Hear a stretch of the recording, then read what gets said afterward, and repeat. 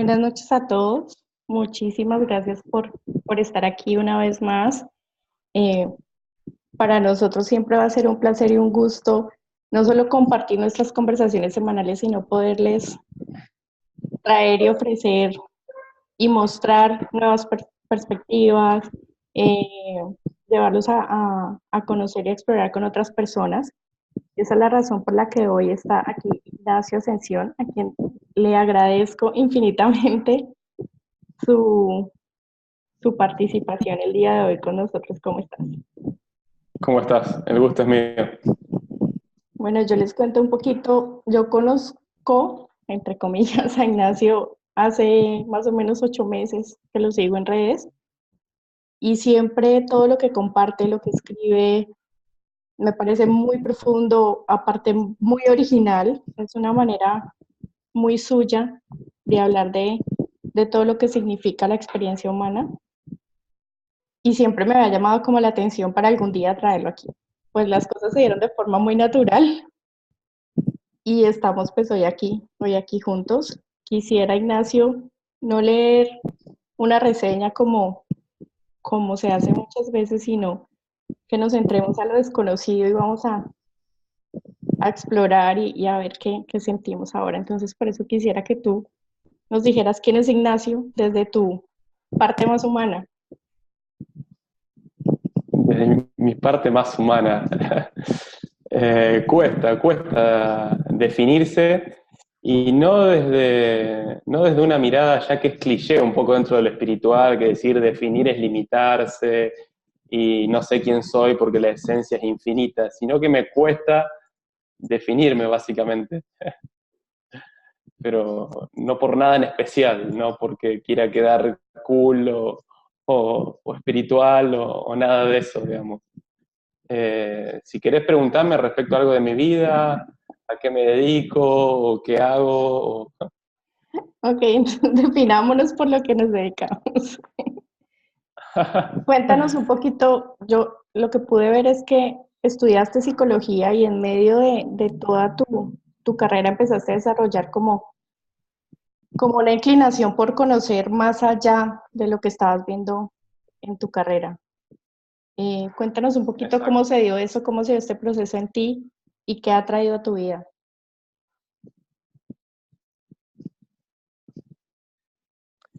Arrancó de una manera natural, o sea, no podía comprender el desapego de lo humano en la carrera, la visión científica, digamos, del observador de afuera que no tiene nada que ver con el ser humano padeciente y que solamente en su cabeza tiene un libro de signos, de síntomas y cuadros psicopatológicos y trata de encajar todo el tiempo a la gente en esos cuadros. O sea, cuando empecé a tener esas materias que hablaban de esos temas, o sea, que eran muchas de las materias que definían a la carrera, sí, entré en una crisis de decir, ¿dónde está lo humano acá? Eh, ¿Dónde está la búsqueda de quien se pone en la ayuda de otras personas? ¿Dónde está lo interno, digamos? Fuera del personaje, del psicólogo, digamos. Que en un momento sentí sí, que la persona que tenía que estar enfrente de otra persona en ese proceso creativo de dialogar y que la persona que tiene enfrente salga de esos círculos viciosos en los que entramos en la vida, tenía que tener un recorrido interno, no podía ser una cuestión simplemente de manual. Y empezaste a indagar con qué te topaste, con qué te encontraste, qué fue eso primero que viste que te hizo decir o que te hizo sentido real por fuera No, de tu no carrera. tengo un recuerdo preciso de un momento puntual. Sí recuerdo que el año 2009, que yo estaba en el tercer año de la carrera de psicología, entré con una depresión profunda, estuve todo el año deprimido. Y bueno, a partir de ahí empecé a conocer ciertos autores.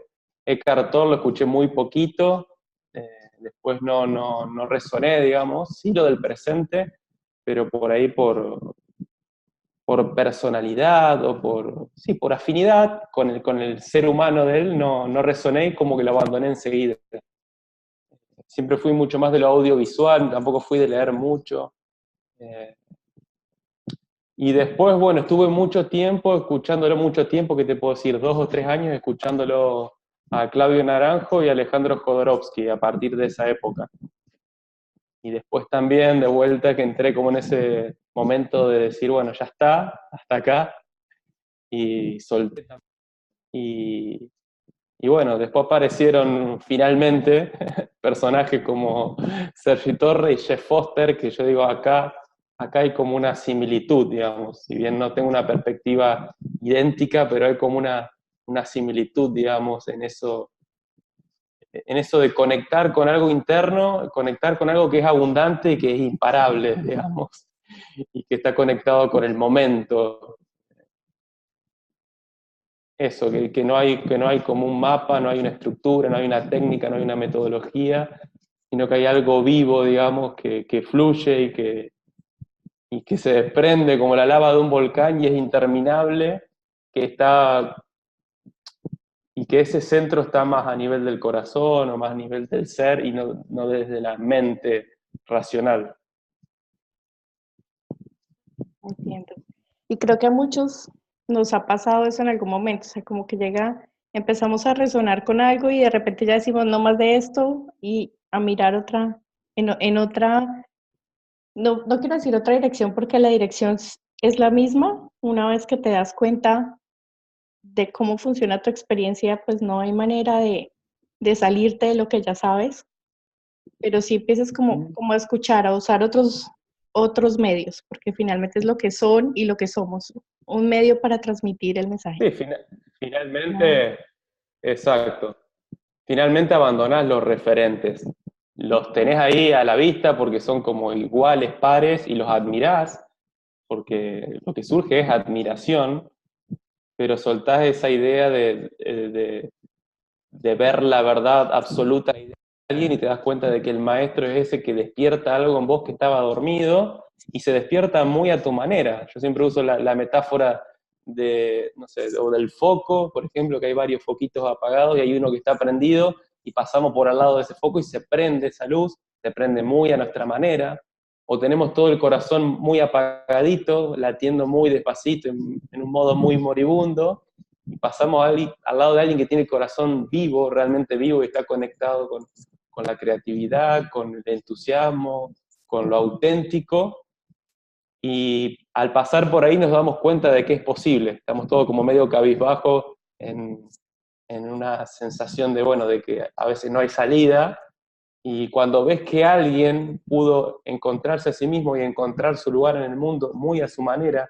y que eso es posible, te das cuenta de que también es posible, que cada uno puede encontrar ese lugar a su manera, o sea, dentro de la búsqueda espiritual, haciendo un deporte, siendo ama de casa, haciendo algún arte, teniendo un trabajo empresarial, siendo científico, cada uno lo puede encontrar ese lugar donde fluye, digamos. Y lo más bonito de eso es que, pues finalmente también te libera a ti como de esa presión que traería al ser el referente de alguien, ¿no? O sea, Exacto. me estás mirando a mí. Entonces es construir un personaje nuevo, ahora más bonito, entre comillas, para defender esa imagen del referente y abandonar un poquito lo que es realmente la experiencia presente, ¿no? Entonces es bien liberador cuando empiezas a entender esto y empiezas a entender que, pues que cada uno tiene su propio camino, cada uno es su propio maestro, aunque aún no se den cuenta de ello. Así es. ¿Okay? Pero es respetable también los procesos donde alguien pone por encima de sí mismo a alguien y se queda ahí como escuchándolo durante años. Cada uno tiene su momento, en algún momento se dará cuenta, bueno, hasta acá, o sea, ahora a poner yo los pies sobre el mundo y a plasmar mi autenticidad, dejar de estar bajo la sombra de alguien. Tampoco empezar a rechazar a esa persona, sino darte cuenta de que tiene despierto algo que vos también lo podés tener despierto. y Claro, seguir admirándolo, seguir admirando lo diverso, las diferentes individualidades que están conectadas con eso esencial, ¿no? claro. Digamos que lo decía más desde la perspectiva de la persona que va a transmitir el mensaje, del terapeuta que va con su paciente, en tu caso. Te libera un Ajá, poquito el entender que, el aprender a respetar ese proceso de tu paciente o de exacto, las personas que van a tus charlas y talleres. exacto. Y cuando estás del otro lado es como que entiendes en ese momento que vas a ver a alguien o vas a compartir un taller o una charla con X persona, dirigida por X persona, no por, no porque creas que vas a obtener algo de eso, sino simplemente porque disfrutas el espacio de compartir esa verdad. Y Así desde ahí es. también se vive de una forma distinta. Sí, si no es mucha presión. Exacto. Bueno, yo quisiera mirar si hay alguien que quiera preguntar. La verdad es que, pues normalmente nuestra reunión tratamos de que sea bien fluidita, con todos participando, que aprovechen que está Ignacio aquí. Eh, por ahí les he compartido algunos de sus escritos y sé que les han gustado porque me han escrito al respecto, entonces, por favor, cero timidez.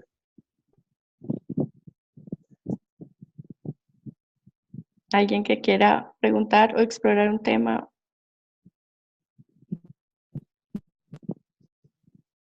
Marce, Cualquier cosa es bienvenida. Marce y luego Pilar. Marce, dale. Te desmuteo. Ya. ¿Estás escuchando? Sí, perfecto. Bueno, ¿cómo estás, Ignacio? Ya nos habíamos visto un momentico. ¿Cómo estás, Marcela? Bien, gracias.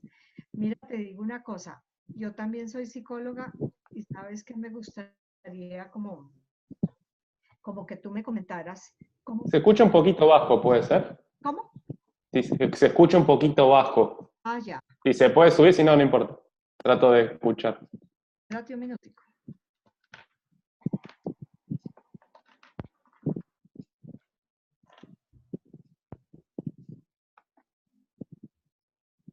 ¿Ahí me escuchas? Un poquito mejor, sí. ¿Un poquito más mejor? Sí. Más mejor. Bueno, bueno. Sí, Entonces, mira, te decía que yo también soy psicóloga sí. y, y bueno, cuando empecé a estudiar los tres principios, empieza uno a tener un poquito como de cuestionamiento también de los tres principios, porque empieza como a compararlo con la psicología, independiente de lo que sea, pues uno compara porque uno viene como de una orientación y estuvo 5 años bajo como esa estructura de pensamiento. ¿Me puede hacer un mínimo acercamiento a qué son los tres principios? Los tres principios. Ah, ¿tú no conoces nada de los tres principios? No, Entonces, entonces no. Bueno, entonces no. hagamos una cosa. La pregunta te la dirijo de otra manera. Dale. Cuando tú empiezas, digamos, a aplicar todo lo de la psicología y a estudiar y a practicarla, y depende de donde como tú ya te hayas orientado en tu trabajo, empieza uno de todas maneras a cuestionarse y quiere ver algo más, algo diferente o algo que como que realmente no le acaba de llenar. ¿Qué fue eso que tú pensaste que querías ver más y cómo lo encontraste? Es que en realidad siempre estuve como en una duda existencial respecto a mi vocación. Al día de hoy la sigo buscando. Yo había empezado medicina, dejé medicina, me encontré con un psicólogo que hacía orientación vocacional, me dio dentro de las carreras humanísticas y orientaba a lo humano. Finalmente decidí psicología, pero o sea, no es que la culpa la tiene la carrera, quizás la carrera es científica y hay personas que quieren ir a estudiar bajo ese paradigma científico. Quizás lo mío era un poco más existencial, que tampoco es filosofía, porque tampoco es que me quedo en en ese regodeo del pensamiento, digamos, como que el pensamiento es lo más supremo. Tampoco es, porque además yo soy una persona que piensa excesivamente, o sea, tengo un cerebro hiperpensante, pero no soy una persona lectora, o sea, lo escribo lo escribo medio innatamente y de conectarme conmigo mismo, y bueno, pero no soy una persona que lo principal sea buscar libros y devorarme los libros, no, estoy lejos de eso. Pero me alejé básicamente de esa mirada porque era una mirada así que no... Ya lo dije en varias entrevistas, por ahí no me gusta ser repetitivo, pero como que estaba al servicio básicamente de la venta de psicofármacos, y lo digo sin moral, lo digo desde una visión neutral, digamos, que no puede ser que esto sea la psicología. O sea, cada clase que entro, trastorno de algo, trastorno del otro, trastorno del otro. Y yo digo, no es que no haya sufrimiento, porque hay sufrimiento. Tenemos una personalidad con un patrón, con una forma habitual y automática de pensar, sentir y hacer. Y estamos muchas veces metidos en círculos viciosos y estamos como presos de nuestro personaje. Pero no, esto no es la psicología. O sea, empaquetar a la gente en diferentes trastornos y ponerlo a la par de un vademecum de psicofármacos, y para cada trastorno hay un psicofármaco. Y yo decía, no, esto está al servicio de un sistema que tenemos que estar activos todo el tiempo, no parar y seguir trabajando y produciendo y consumiendo, etcétera, etcétera. Y lo digo desde la neutralidad. Hoy en día no es que me indigno ni nada, con nada de eso, digamos. La responsabilidad es yo, dentro de ese sistema, despertar algo nuevo. Ujú. Sí, y realmente, pues, lo que tú estás diciendo, sí, sí es algo que lo hace a uno cuestionarse y pensar que hay otras cosas diferentes que lo llenan a uno más que ponerse uno a rotular a las personas bajo ciertos nombres, ¿no? Este es esquizofrénico, este es paranoico, este es bipolar. Entonces, pues, porque es algo que limita demasiado ver a las personas bajo ese rótulo. Y finalmente, pues, por ejemplo, yo estudié psicología, pero nunca pensando en trabajar en la parte clínica, porque eso no me llamaba la atención, aunque la clínica es la columna vertebral de la psicología. Pero sí, empieza uno a cuestionarse y eso es lo bueno, ¿no? Que Exacto. finalmente empieza uno a buscar otras cosas hasta encontrar algo que lo llene a uno y que le dé como respuestas. Así Entonces, es. como que se le Además, amplía la... duele, desde el vamos duele rotular a la gente, diagnosticar, porque cuando uno entra en esta búsqueda espiritual, te hace como más sensible a la inmediatez del juicio, como que lo recibís inmediatamente. O sea, si yo estoy juzgando a alguien, estoy etiquetando, y yo automáticamente puedo ser etiquetado también. Y si yo estoy como psicólogo, y también tengo mis vicios de personalidad, y también por algo estudié psicología, y también tengo una personalidad que se preocupa todo el tiempo por entender qué pasa con los seres humanos. O sea, nadie queda exento de eso. Entonces, es un poco también por inteligencia. O sea, yo no quiero ser rotulado ni etiquetado, por más que a veces la gente lo haga igual, entonces no lo voy a hacer con nadie. Qué chévere, Ignacio. Muchas gracias. A vos, Gracias, Marce. Gracias. Gracias. a vos. Bueno, hola Ignacio, un Hola, gusto tenerte al frente. igualmente. Yo realmente, escúchame, a mí me llama mucho la atención que he leído un poco de lo que piensas sobre el fanatismo y quería un poquito hablar porque me quedaron algunas dudas y ahora teniéndote al frente me encanta preguntarte que a mí también me ha sonado mucho y yo también me he hecho las mismas preguntas, no solamente sobre el dogma, porque ahí es cuando los fanatismos no son buenos, según yo, o sea, ni buenos ni malos, pero todo fanatismo como que te lleva a un camino en el que yo no estoy de acuerdo, ¿no? Y me gustó muchísimo tu forma de enfocar en la parte política y quería un poquito que me expliques por ahí Y además complementar con el tema filosófico, si la filosofía se vuelve como un método de vida, o realmente la filosofía es otro tipo de fanatismo igual de los que te acabo de mencionar. Ujú. Bueno, yo no sé cómo está en Colombia el tema de la política, pero asumo que es algo mundial el tema del fanatismo. Yo estoy en Bolivia y el tema En político Bolivia. está, ajá, y realmente estamos en una situación fatal. Ajá. Más o menos siguiendo los pasos de Venezuela y por ahí vamos, ¿no? Entonces, eh, me gustaría muchísimo tu opinión porque me ha gustado muchísimo tu enfoque y nunca lo había escuchado antes y era una inquietud que me venía, ¿no? Y al haberte escuchado me ha sonado muchísimo. Yo te reconozco, así como soy una persona que innatamente no lee, no Ujú. es algo que me, o sea, que me tiente a hacer. Sí, lo hago por internet, soy como muy millennial, entre comillas, pues ya tengo 31 años. Leo cosas rápidas, contundentes, que es mi forma de escribir también, como contundente y directo, nada de divagar. Por eso también, y con lo político, es algo innato también no comprender el lenguaje político.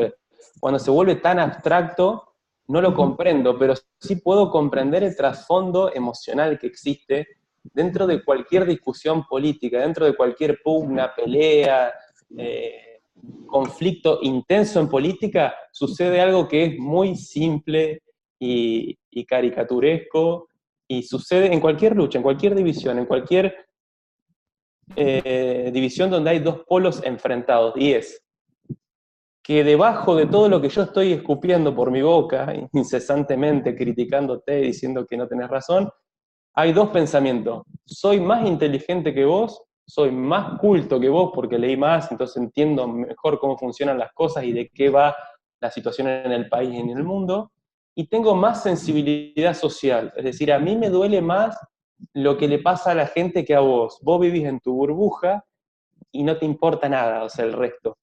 Y del otro lado, lo mismo, con otra bandera política que aparentemente es la opuesta, diciendo lo mismo, soy más inteligente que vos, tengo un pensamiento más abstracto y puedo llegar a comprender cosas mucho más profundas que vos, y tengo más sensibilidad social que vos.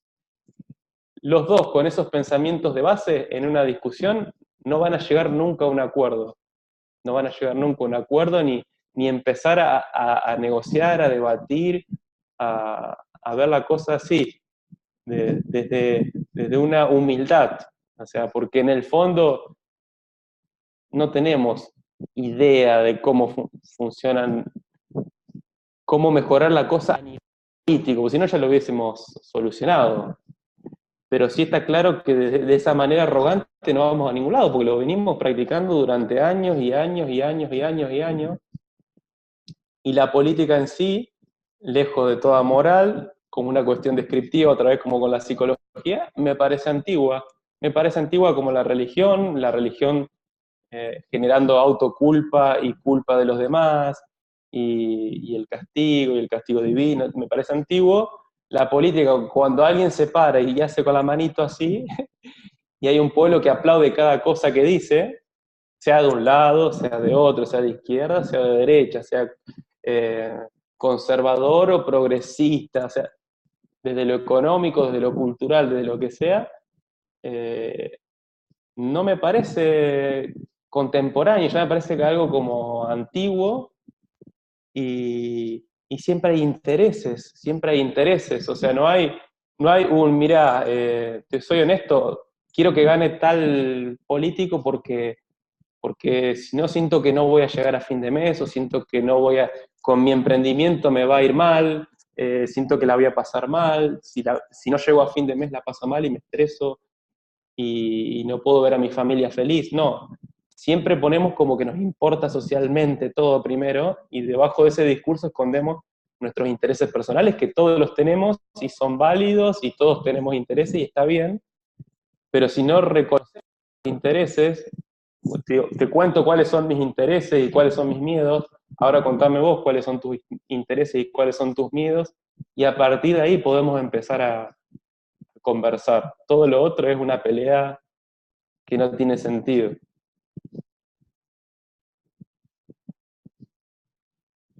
Y la filosofía.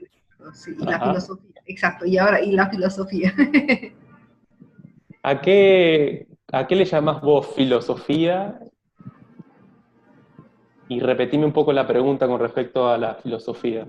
Sí, dentro de la filosofía también puede haber un fanatismo, siendo que la filosofía es emergente, no es innata, y si, y si tú lo ves como un medio de vida o también es algo que, como hemos hablado, como me has comentado, cómo piensas de la religión y de la política, ¿cómo la ves a la filosofía?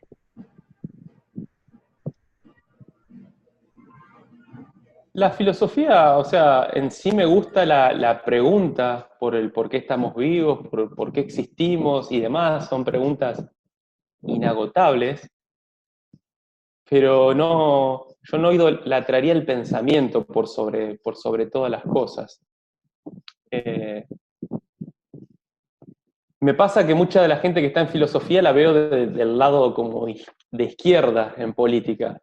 Y si bien a veces desde la palabra se dice que no existe una verdad, acá hay un filósofo en Argentina que es como mediático y él siempre dice que la verdad no existe y quien te está diciendo cuál es la verdad te la está intentando imponer, o sea, te está intentando controlar, dominar, usar, manipular, etc. Pero no obstante todo ese discurso de que no existe una verdad, siempre se cuela algo en el discurso que habla eh, respecto a pertenecer a un sector político y que los otros sectores son como más tontos, o sea, lo opuesto a lo que hablamos hoy en política, si yo soy más inteligente y tengo más sensibilidad social, ustedes son más tontos y no les interesa tres carajos la pobreza, la gente que no puede salir de la situación de pobreza hace años. Ese sería el opuesto. Entonces yo veo que hay un discurso respecto a que no existe verdad, pero sin embargo estoy como intentando colar mi verdad, que es que hay que un sector que es el que tiene más, se acerca más a la verdad que otros y que es más inteligente que otro sector. Y en este juego de yo soy más inteligente, tengo más sensibilidad social, y vos sos más tonto y tienes más intereses propios y nada más que propios, está el juego del victimismo y la soberbia. Por ciertos momentos, cuando veo que el otro palo político, el otro sector político, está llevando las de ganar, me victimizo y saco mi parte más victimista de todas. Y por otro momento uso la soberbia también, el sarcasmo, la ironía, como para decir, claro, ¿cómo no van a pensar así si no les da? Digamos. Y el altruismo dentro de la filosofía. ¿El altruismo? El altruismo, ajá, porque es algo que los filósofos como que se creen, porque la verdad es que tampoco yo creo, no creo en su verdad, pero creen que se manejan en base a un altruismo, ¿no? Altruismo es la palabra que vos me decís, ¿verdad? Como Altruismo, totalmente ponerse altruismo. Ajá. Ajá, o sea, totalmente, que es lo contrario de egoísmo, ¿no? Uh-huh. Sí, o sea, ¿quién no tiene intereses propios lo que hace? Todos tenemos intereses propios. El tema es balancear, o sea, que no sean todos intereses míos, sino que sea mitad y mitad, digamos, es como para mí también, a medida que doy, porque lo que hacemos, si lo hacemos de corazón, nos está beneficiando, inmediatamente beneficia a los demás. No creo en esto de pasarla mal yo para que el otro la pase bien. Ese es un dar del ego, digamos, el dar del sacrificio religioso. O sea, el verdadero altruismo a su vez vela por el propio bienestar. El otro en el que me sacrifico es egoico y tarde o temprano me lleno de resentimiento.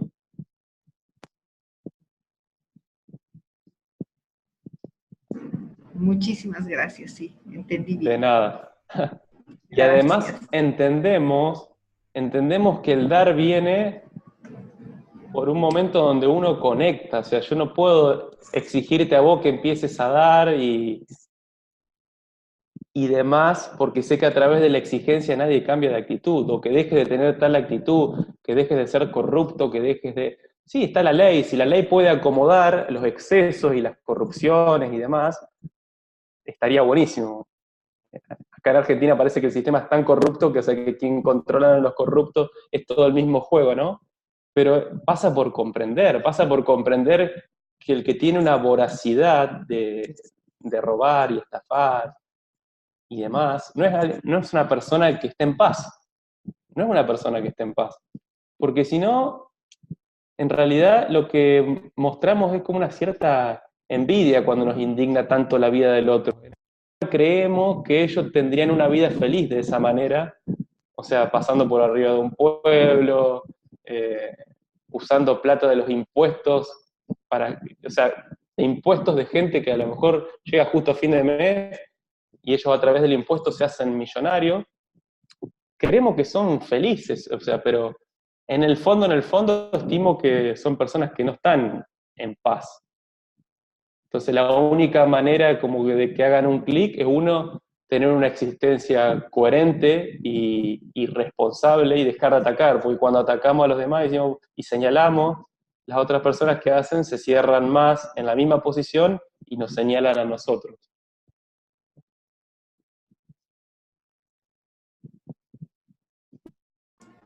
Muchas gracias. A vos. Gracias, Ignacio. Y escuchándote, Gracias.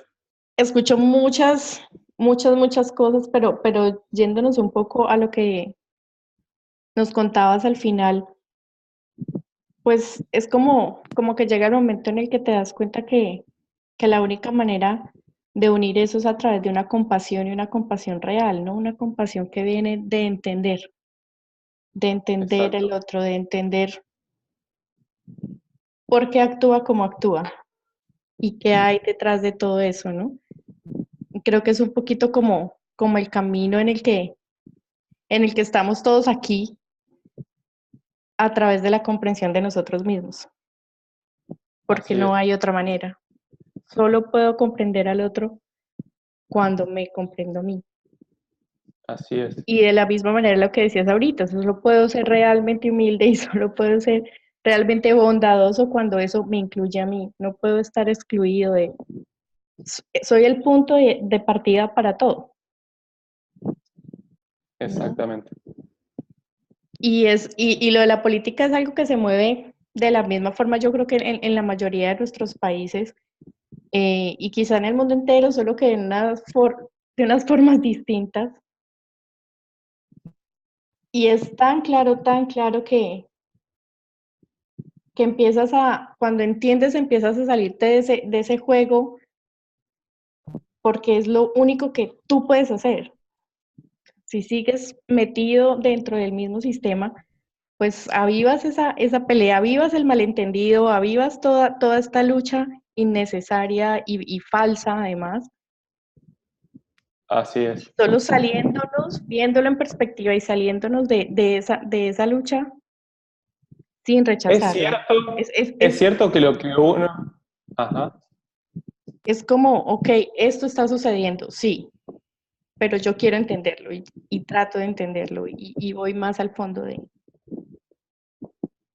Así es.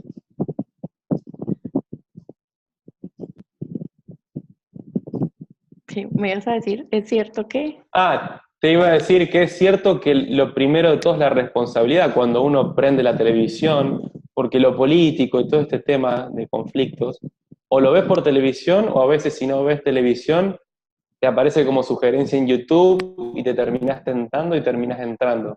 Es cierto que lo que uno ve también es reflejo que uno lleva adentro, pero también es cierto que no es bueno estar, o sea, que cuando uno deja varios días de consumir ese tipo de conflicto, porque aparentemente nos gusta el conflicto y somos adictos al conflicto y por eso los noticieros venden.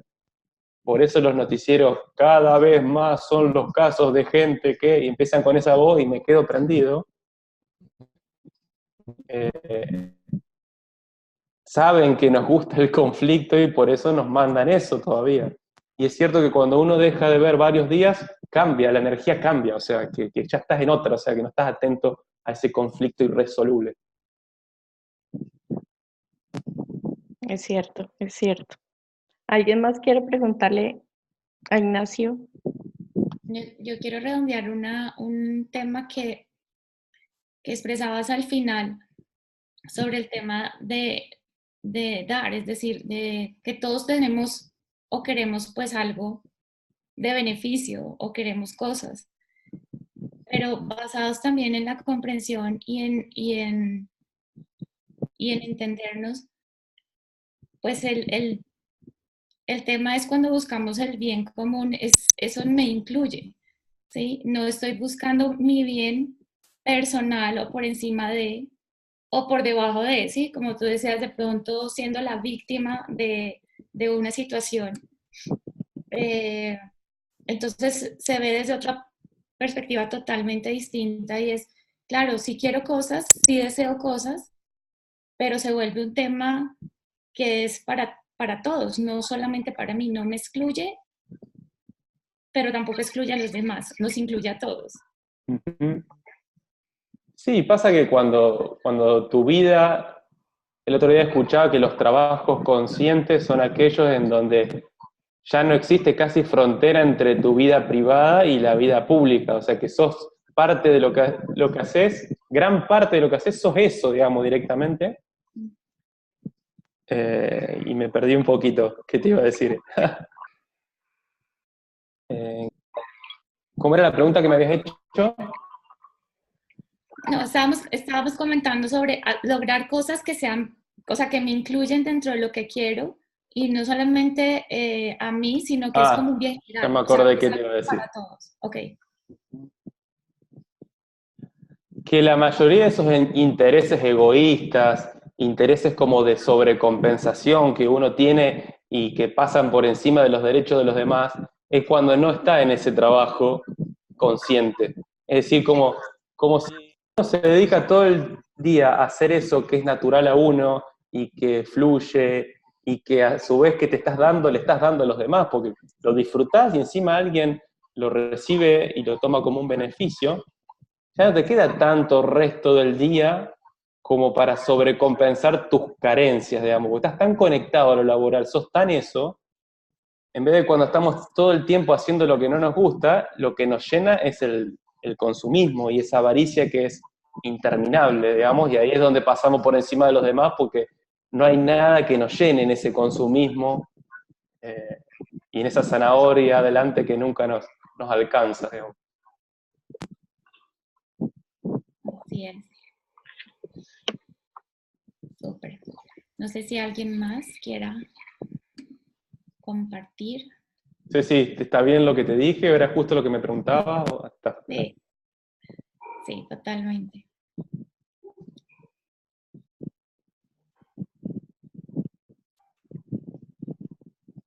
¿Qué quieres hacer tú, Ignacio? Cuando vas a un taller, cuando vas a una charla, cuando vas con el paciente, ¿cuál es tu propósito? Pues yo sé que está esta frase de, ay, voy sin un propósito porque a futuro y demás, pero hay algo que te mueve allí, que tú quieres que ellos se lleven, ¿qué? Que entiendan qué. Uh-huh. No me pongo ninguna exigencia, digamos. Sé que la responsabilidad es individual y que nadie puede salvar a nadie.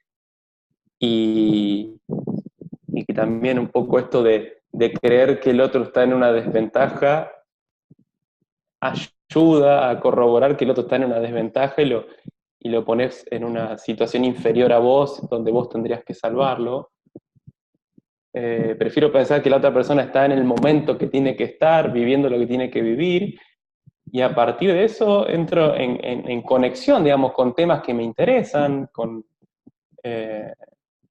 temas que me están rondando, porque en definitiva los talleres termino poniendo un tema que en esa época más o menos anduve en eso, que publiqué en las redes sociales acerca de eso, y trato de ir para adentro, arranco con una meditación y una cuestión muy introspectiva, de ir muy para adentro, y si hay un objetivo que me viene ahora, así tipo asociación libre, es despertar, como hoy te hacía la metáfora del foco o del corazón, o sea, que el otro se dé cuenta de que es posible, digamos. Cuando está en esa desesperanza, en esa apatía, es posible vivir mi autenticidad y encontrar mi lugar en el mundo, y no que tenga que sobreadaptarme y quedar muerto en vida, en el camino, digamos. Y despertar a esa verdad, pues es hermoso para cualquier ser humano. Así es, Indiscutiblemente cambia la experiencia. así es. ¿Tenemos manitas levantadas o no, Clau? Bueno, están muy calladitos hoy. Cuando tú, es muy particular porque justo lo que dices de, llevo temas que me han rondado esos días o sobre lo que he estado viendo cosas, y es lo que nos pasa a muchos. Y en algún momento leía que finalmente el maestro, entre comillas, enseña lo que quiere aprender. O sea, el Ujú. verdadero maestro va a ese lugar. Lo leía en un curso de milagros y Así es, eso lo escuché. hizo tanto sentido, o sea, como que en ese momento, ya entiendo, porque sí nos pasa, o sea, de determinada manera todos lo que tenemos allí fresquito, lo que tenemos en el presente es lo que nos da el alimento para todo, o sea, para la conversación, para el taller, para la misma sesión con un cliente. En nuestro caso, aquí la mayoría somos coaches, con un paciente en el tuyo, pero, pero es ahí, es estar ahí, más allá de la historia, más allá de, porque todo se hace antiguo, como tú decías ahorita respecto a la psicología y respecto a la religión. Finalmente todo se hace antiguo. Y hay cosas que Así huelen más antiguo que otra, pero todo sigue es. siendo Ujú. antiguo. Cuando no estamos aquí sintiéndonos, viéndonos, y ahí tenemos la señal más clara de para dónde coger. A veces la gente dice, ¿y para dónde cojo? Y lo tenemos ahí, pero Ujú. nos Después rehusamos hay a estilos sentir. de personalidad también. Hay estilos de personalidad. Lo tenés a Sergi Torres o Jeff Foster, que son por ahí como más desordenados como yo, pero después tenés a Corbera, o lo tenés a Borja, que por ahí es más ordenado y las prepara las conferencias y tiene su papel, digamos, en un atril, y están espectaculares las conferencias, y algunas personalidades, o sea, son como más intelectuales y más de orden y de lógica, otras personas son como más caóticas, hay personas que son como más con energía femenina y más de conectar con lo sutil, y hay otras personas que tienen una energía más de plasmar en el mundo, y no hay un personaje, digamos, que sea mejor que otro, sino que a cada uno le sirve más uno que otro.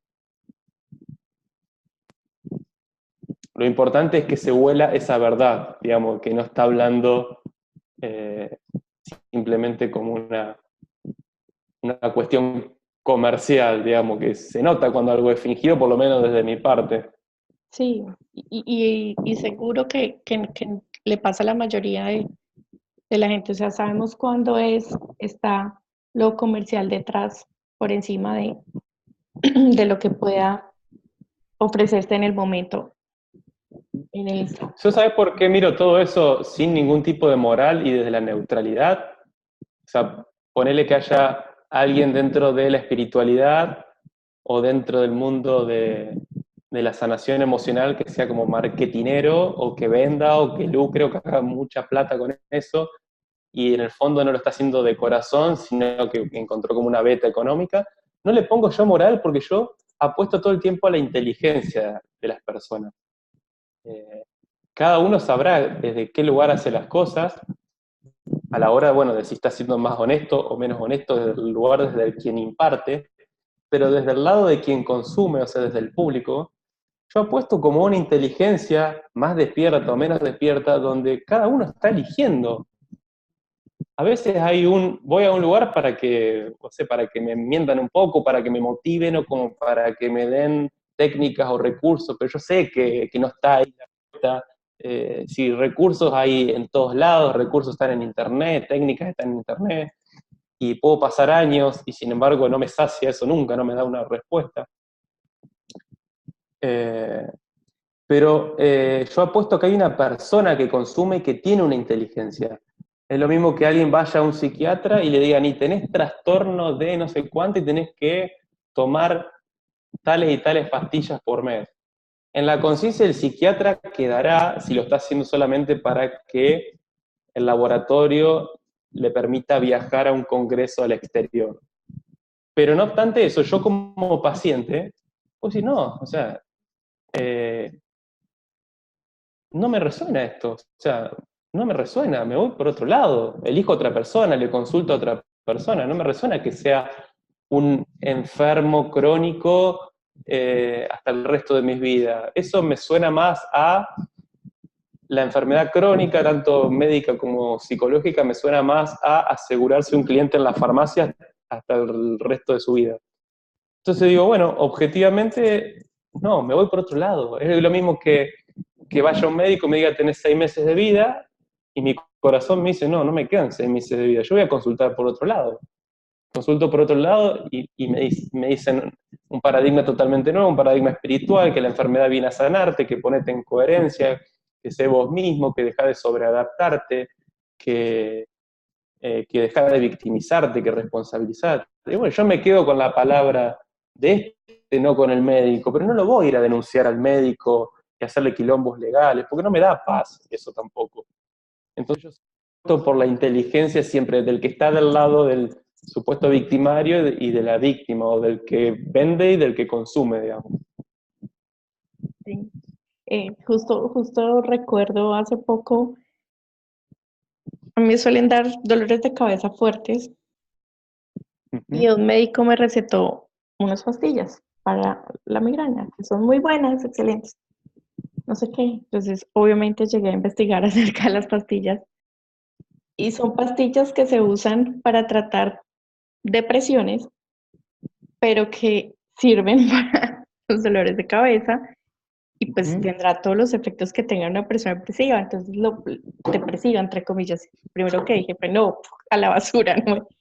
Fue como esa opción de decidir, pero esto me lleva a una pregunta que hacemos muchas veces a nuestros invitados, porque muchas veces no la hacemos, porque ha sido tema de exploración miles de veces, y es en el tema de elección. En el tema De elección, ¿cómo sí, ves tú nuestra intervención? O sea, ¿qué tanto existe el libre albedrío para ti? ¿Cómo es tu experiencia del libre albedrío? del libre albedrío de parte de quién. Del, pues en este caso tuya o del ser humano, ¿qué has visto al respecto? Sin decir esto es o no es la verdad, pero en tu experiencia, ¿existe el libre albedrío o estamos sujetos a esta voluntad suprema todo el tiempo? O, sí, ¿cómo es para ti esa experiencia del libre albedrío? Bueno, Jeff escribe muy bien en un texto que él escribe respecto a lo relativo y lo absoluto. Y él dice que es paradójico, pero que ambas verdades están en armonía. No recuerdo a cuál le atribuye la palabra relativo y a cuál absoluto, pero uno es como la psicología que él llama más, la espiritualidad que él llama como más masculina, que es la espiritualidad más racional, más el otro no existe, todo es proyección tuya, estás proyectando todo, ese dolor que sentís por la muerte de alguien es ilusorio, es el dolor de tu ego, como una espiritualidad más que a veces si se excede en lo masculino y se pone muy racional, es una espiritualidad desapegada, sin corazón. Y él habla de una verdad absoluta y una relativa, en cuanto que hay una verdad que es que no hay nada que hacer, que todo lo que existe existe ahora y que es como es y que ya estamos sanados, que no hay que hacer nada. Estamos así como estamos sanos, digamos, no hay que hacer nada porque somos lo mejor que podemos hacer aquí, ahora. Y la otra es la espiritualidad como más femenina, que es la de proceso, que sería como desde la psicoterapia gestáltica, siempre hay algo que sanar. Que está bien en cierto punto que haya procesos, que haya cosas que sanar, cosas que integrar, etcétera, pero tampoco lo puedo llevar al extremo de que siempre hay algo que sanar y siempre estoy atrás y siempre me estoy quedando con algo que sanar, que ahí sí estaría como el trabajo de uno, el libre albedrío en cuanto a integrar, aceptar, eh, integrar este dolor acá, integrar esta ira acá, integrar cualquier sentimiento que aparezca en mí. Y por el otro lado estaría la espiritualidad como más masculina, que si se va a ese extremo se puede volver muy mal, pero en cierto sentido es verdad que estamos en nuestro momento y no tenemos nada que sanar, que el tener que sanar todo el tiempo es una ilusión de la mente, es una zanahoria que no termina nunca. No sé si fui claro o fui muy confuso. No, súper valioso y además, como te decía, es un tema que hemos explorado en muchas ocasiones, porque sí siempre está como esta duda entre qué tanto poder de acción real tengo, ¿no? Entendiendo que finalmente estamos en un momento, por llamarlo de alguna manera, en un nivel de conciencia determinado, y lo que no estás viendo ahí no es una posibilidad de elección para ti en ese momento, pudiendo estar existiendo, pero no lo estás viendo tú. Entonces, como que de cierta manera siempre estamos sujetos a lo que estamos siendo conscientes en el momento. Y eso no depende de nosotros. O sea, es como la sensación que nos ha... Y se relaciona pues un poco con lo que dices. ¿Sí? Hay como una parte que es la que yo puedo integrar, pero hay otra en la que definitivamente pues... El gran dilema humano, digamos, de cuánto creo y cuánto ya está todo, o sea, cuánto poder de creación tengo y cuánto ya está todo dado, o sea, que yo estoy viviendo una experiencia que, o sea, que ya me fue atribuida, o cuánto acciono en el mundo y cuánto fluyo, o sea, ese arte que hay que ir manejando todo el tiempo. No es que fluir y me quedo en mi cama las 24 horas, digamos. Es mitad y mitad todo el tiempo, digamos. Y muchas veces incluso en el mismo fluir nos empezamos a desviar de la realidad del fluir y es, muchas veces encontramos el obstáculo, estamos sintiendo en este momento la rabia y la tristeza y ya creemos que eso significa que no estamos fluyendo. Así es. Cuando el fluir lo integra todo. Sí, el ego espiritual, donde es todo positivo, digamos. Tiene que ser todo positivo. Paz, armonía. Eso. Marcela levantó la mano otra vez. ¿Sí? ¿Tienes pregunta, Marce? Dale.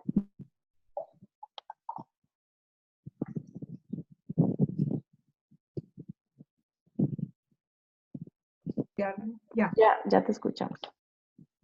Ignacio, ¿sabes qué? Tengo dos preguntas. Dale. Una pregunta curiosa que he referido varias veces a la espiritualidad masculina y yo digo... Así la define Jeff Foster, digamos, cuando habla de una espiritualidad masculina, que él cuenta cómo ha visto a maestros espirituales, por ejemplo, donde alguien lloraba porque se le había muerto a alguien y le decía frases como esa es la ilusión de tu ego, te estás apegando a tu ego, en realidad esa persona no existía, estaba en tu mente. Como eso bien racional, digamos. No sé si me explico. ¿Y no existe la espiritualidad femenina?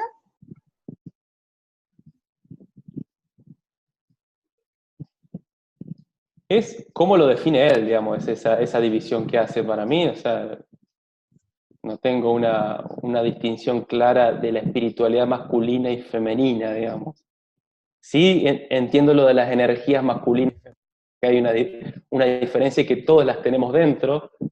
Los problemas empiezan cuando nos vamos mucho a la femenina, nos vamos mucho a la masculina, pero no, en espiritualidad no tengo una distinción así radical de qué es masculino y qué es femenino. Ya.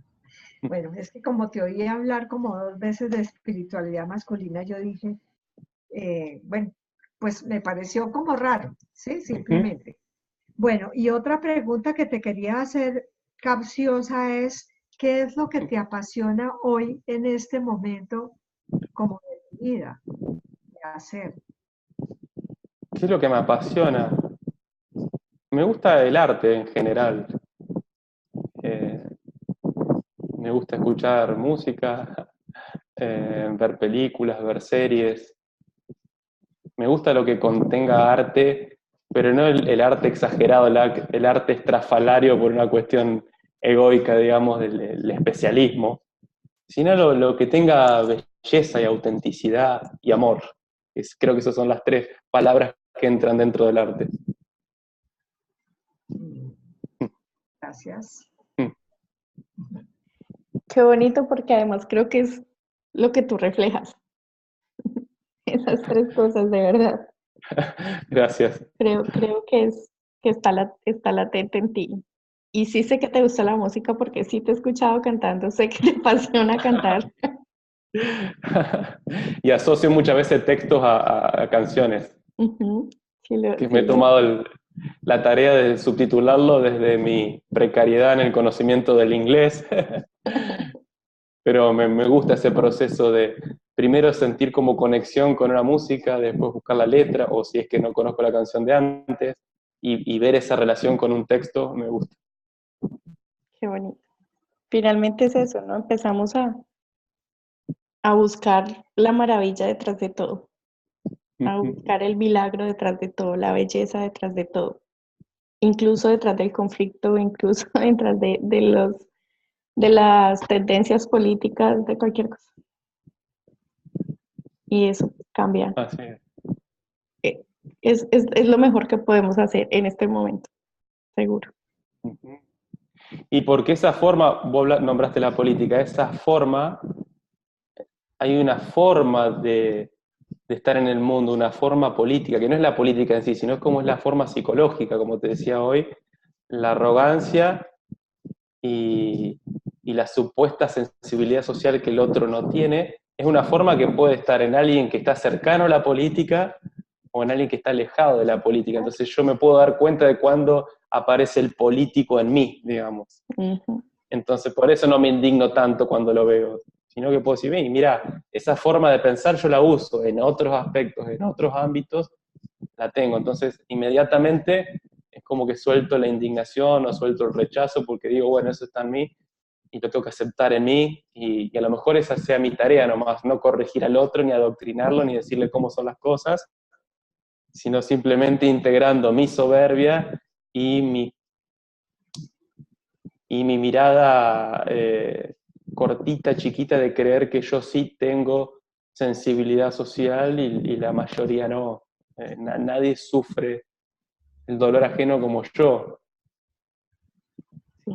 Reconociendo el dictador que hay dentro de cada uno de nosotros, ¿no? Exactamente. ¿Cuándo sale? ¿Cuándo salta? Exactamente. Ignacio, muchísimas gracias por tu tiempo, por vos, estar aquí. Sé que en Argentina está tardísimo, entonces, pues de verdad, un abrazo inmenso.